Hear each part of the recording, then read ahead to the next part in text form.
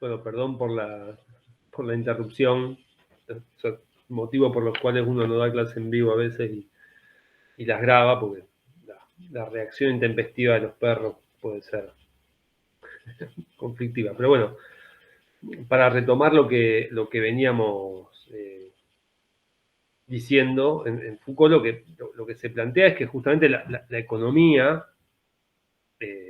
lo que hace es producir una serie de signos que justamente lo que van a permitir es el funcionamiento, digamos, de las estructuras, porque justamente lo que hace es producir mecanismos, digamos, y justificaciones del poder. Esto quiere decir, cuando se habla de la producción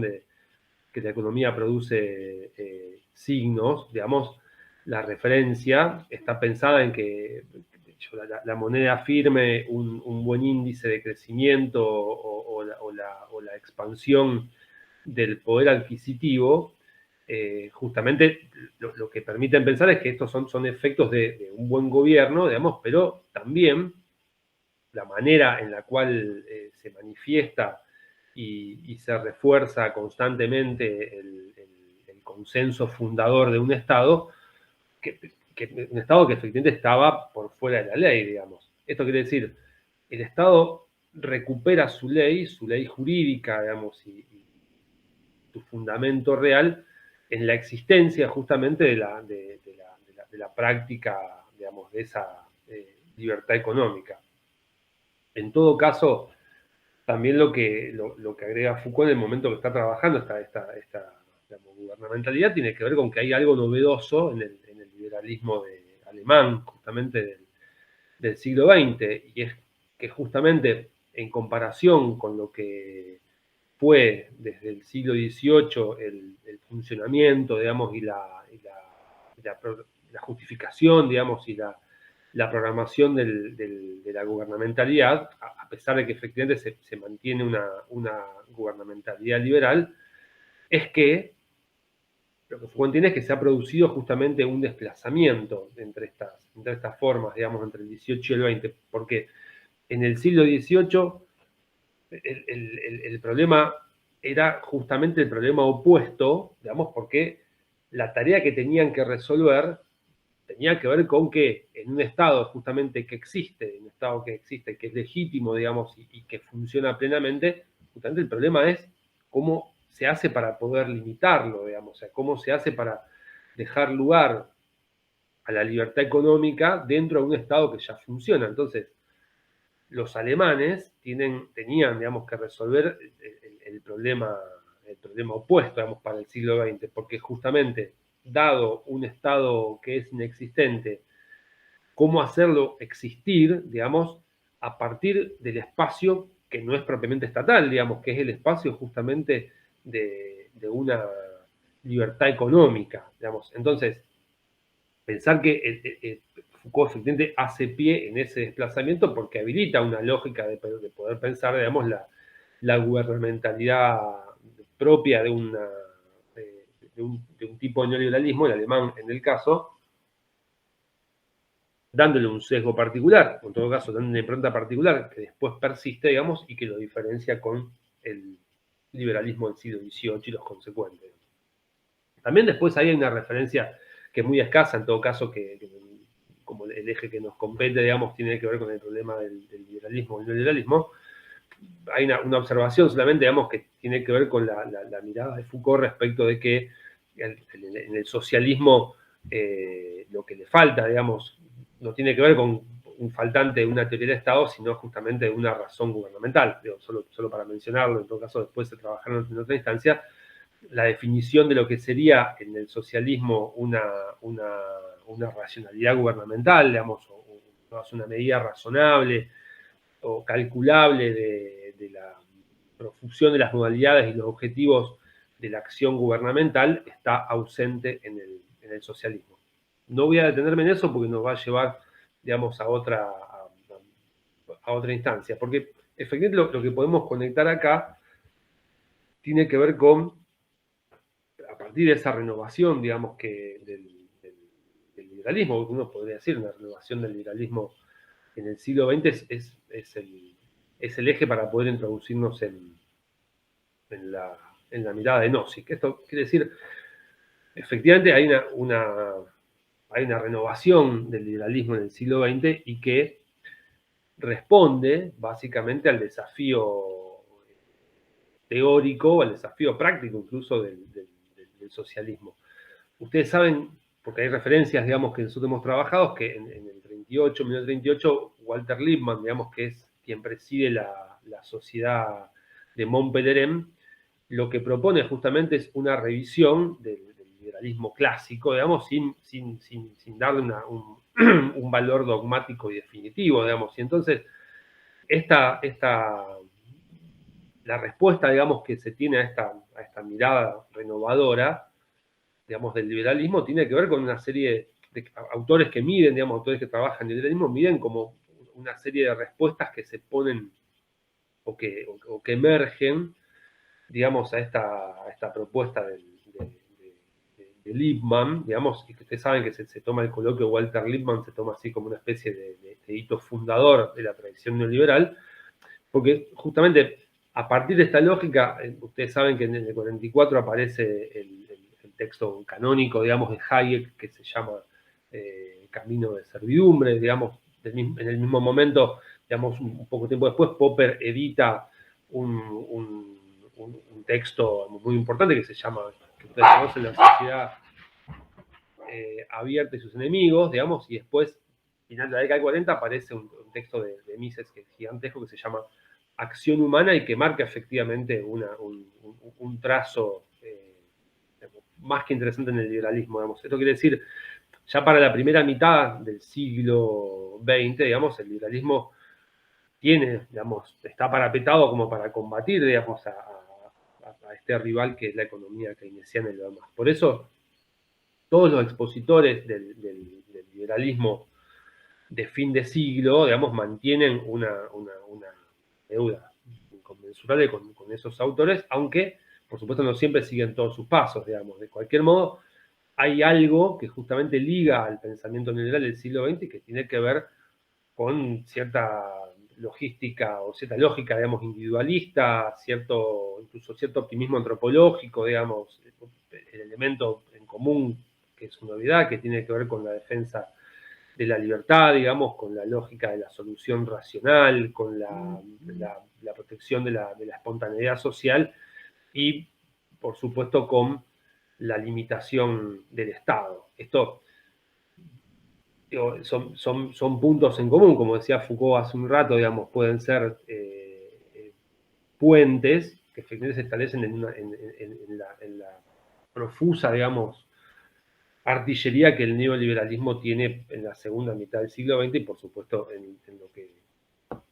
digamos, trabajamos en la perspectiva neoliberal en el siglo XXI. Tal vez los autores que podemos trabajar nosotros, estos que mencionábamos recién, y algunos otros que tienen, sobre todo, que son visitados en las bibliotecas de los pensadores neoliberales, marcan la existencia, como dijimos hace un rato, digamos, del neoliberalismo, pero efectivamente hay un umbral, un paraguas, digamos, en el cual todos se guardan, digamos. Piensen que la limitación del Estado y la defensa de las libertades individuales, digamos, como una especie de sintagma, es lo que aparece en un carácter, no voy a decir repetitivo, pero sí constante en relación a los mecanismos de argumentación. Y en todo caso, lo que permite después en la nosografía del neoliberalismo poder pensar en las diversas fuentes, tal vez no sea el elemento, digamos, inspirador de los clásicos del neoliberalismo, o lo que los autores piensan como ya clásicos del neoliberalismo, sino que tienen que ver con discusiones que son un poco más focalizadas, digamos, a veces en el campo de la filosofía, a veces, y sobre todo recurrentemente, en el campo del derecho. De cualquier modo, el Robert Nozick, digamos, es tal vez el más famoso, digamos, el más difundido de los pensadores o los pensadores neoliberales, digamos. Aunque ustedes saben que el libro más conocido, que es Anarquía, Estado y Utopía, no fue un éxito en la librería, no fue un éxito de producción, porque justamente es un texto que en algún caso, en algún observador, digamos, puede ver como un texto bastante encriptado, digamos, un texto más más oscuro, digamos, pero es un texto referencial, por supuesto, en el cual el autor se proclama un defensor, digamos, de las ideas libertarias, digamos. Entonces, tal vez lo que uno puede percibir en el momento de la lectura de Nozick es que uno se encuentra con un liberal típico, digamos, que recurre efectivamente o que invoca tal vez de una manera un poco más racional, digamos, y con un vocabulario un poco más ayornado, pero sí repone, digamos, un viejo planteo, digamos, que tiene que ver con el planteo jovesiano-lockeano, digamos, que tiene que ver con la lógica del problema de la seguridad, la protección de la vida humana, digamos, la garantía de los derechos, digamos, incluso en Nozick lo que exige y justifica el paso del estado de naturaleza al estado mínimo, justamente lo que encuentra es que este último, digamos, el estado mínimo, está limitado a cumplir exclusivamente con una función de protección, digamos. De cualquier modo, el propio Nozick, digamos, se ubica dentro de las corrientes del liberalismo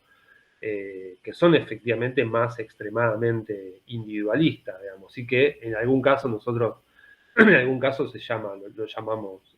libertarianismo, digamos, en un uso, ustedes saben que esas palabras de hacer la referencia a libertario, digamos, por ahí en la polisemia del mismo concepto, digamos, implican que uno deba en algún punto hacer pie, digamos, en algún esquema diferencial, porque son categorías, digamos, que son usadas por un arco, digamos, de pertenencia, digamos, ideológica, política, digamos, que es muy amplio. De cualquier modo, efectivamente, Nozick insiste en la importancia de ciertas obras, digamos, de lo que se denomina el anarcoindividualismo, digamos, como son los textos de Tucker y de Spooner, son autores particulares del siglo XIX, y en el siglo XX, digamos, hay una referencia y una vuelta sistemática a textos de Murray Rothbard, que tal vez ustedes lo tengan ahora más difundido, tenga otra presencia escénica a partir de la presencia de unos autores, de unos digamos, políticos en Argentina, digamos, que difunden estos principios, digamos, me refiero a Rothbard en particular, digamos, como la figura referida sistemáticamente, y también, digamos, Nozick reivindica la figura, por supuesto, de David Friedman. Digamos. Nozick, yo infiero que ustedes tienen alguna familiaridad con el autor, por supuesto, digamos, nace en 1938, digamos, y se muere hace relativamente poco tiempo, en 2002, y efectivamente es un filósofo, digamos, docente de la Universidad de Harvard, y efectivamente es un autor que va cambiando su percepción de la política a medida que justamente va profundizando los estudios acerca del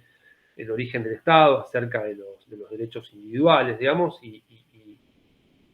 va rotando, digamos, o va pasando, transitando un interés por las ideas, digamos, hegemónicas en la izquierda, digamos, que son particulares de la época, digamos, en la cual Nozick produce teoría, a una exposición, digamos, y a una defensa de los argumentos que él entiende como argumentos libertarios, digamos. Entonces yo decía hace un momento su texto más destacado, efectivamente, es Anarquía, Estado y Utopía, que es un texto que está publicado en la década del 70, digamos. Ahí es un texto que nosotros hemos trabajado algunos capítulos recortados, no es un texto muy largo, como decía antes, pero sí tiene cierto elemento, digamos, cierta oscuridad, digamos, para poder leerlo, pero es una obra que efectivamente, donde uno encuentra una serie de reflexiones filosóficas y también reflexiones epistemológicas, digamos, sobre el problema de las libertades individuales y el problema de los límites al poder, digamos, y lo que va analizando no es solo hasta qué punto se justifica moralmente la creación de un Estado, sino también cuáles son los principios, digamos, fundamentales para que las personas puedan vivir en una sociedad libre, digamos. Entonces, Nozick inicialmente va a discrepar de los argumentos de lo que se llama el anarcocapitalismo, digamos, que defienden una situación óptima, digamos, sin la ausencia del Estado. Y por el contrario, digamos, lo que plantea este autor es que lo importante es limitar en la mayor medida posible el poder de coacción de la entidad estatal, digamos, o del Estado. Lo más, tal vez, eso también depende de cómo uno cruza la lectura o el real se la lectura de Nozick. Lo más interesante no es solo el contenido, digamos, sino, en todo caso, también la forma que explica argumentalmente y también la crítica, digamos, que realiza a trabajos que están realizados por sus contemporáneos en torno a temas que son sin él lo que trabaja él, digamos. Por eso la obra de Nozick tiene un reconocimiento que sea, digamos, a nivel mundial. Por eso es un texto, por cuarta vez, digamos, complejo, encriptado, digamos, pero que también trabaja sobre ciertas, como dicen algunos autores, sobre ciertas inseguridades, digamos, como intelectual, y lo que hace es abrir un abanico para planteo de ciertas dudas, digamos.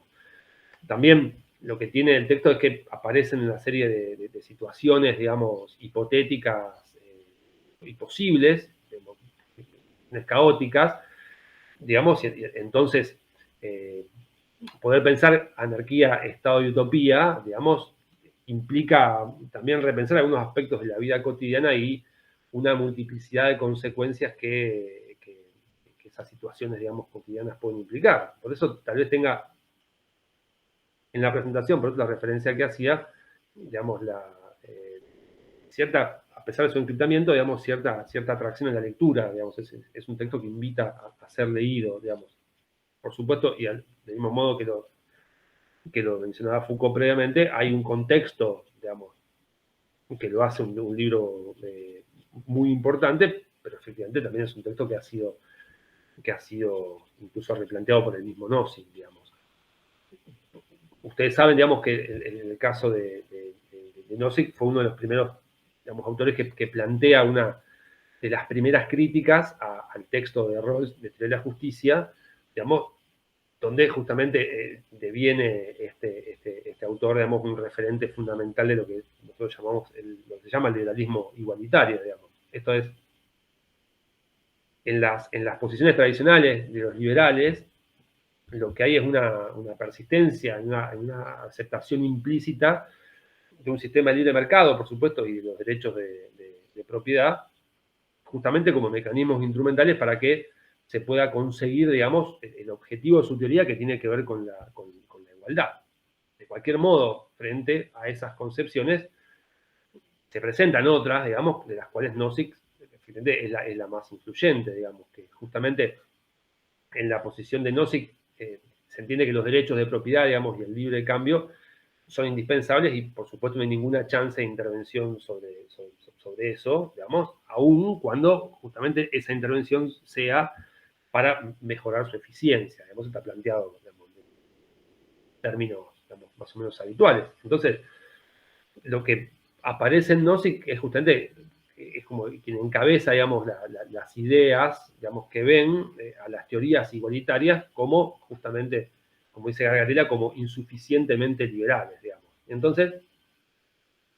frente a esas teorías de la igualdad, digamos, proponen una alternativa libertaria. También lo que es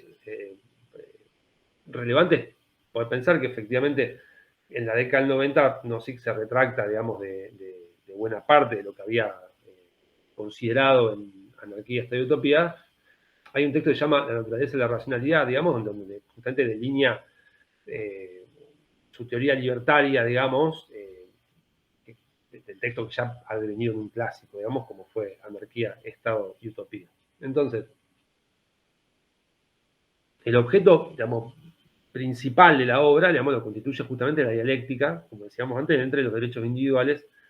y las funciones y la legitimación del Estado. Digamos, hay, en todo caso, una pregunta de Nozick que organiza, digamos, que tiene que ver con qué espacio dejan al Estado los derechos individuales. Entonces, en todo caso, el contenido se puede, el texto se puede dividir en tres bloques, digamos. el texto de Anarquía, Estado y Utopía, ¿no? En la primera parte, lo que hace Nozick es dedicarse a justificar la legitimidad del Estado, digamos, y entonces en esta etapa lo que hace es rechazar la postura de los anarquistas individualistas. En la segunda parte, digamos, aparecen los argumentos, digamos, que demuestran que un Estado más extenso que el Estado que asegure una serie de derechos negativos, digamos, y exhaustivos, efectivamente no se justifica, digamos. Entonces, contrapone